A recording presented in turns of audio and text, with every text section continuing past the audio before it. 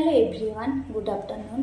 রান্নাবান্না কমপ্লিট করে আর একবার স্নান টান করলাম। এবার গোপালকে খেতে দিলাম। গোপালকে খেতে দিয়ে এখন বসে আছি। বাইরে বৃষ্টি হচ্ছে, চল তোমাদেরকে দেখাই। অ্যাট লাস্ট বৃষ্টিটা চালু হয়েছে। বৃষ্টি হচ্ছে বাইরে, ভালোই বৃষ্টি হচ্ছে।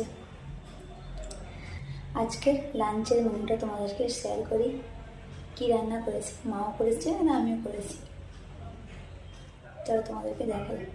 ভাত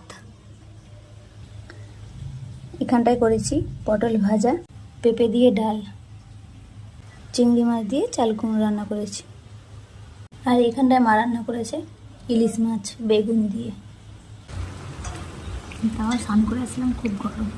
আজকে দুপুরে এইগুলি রান্না হয়েছে।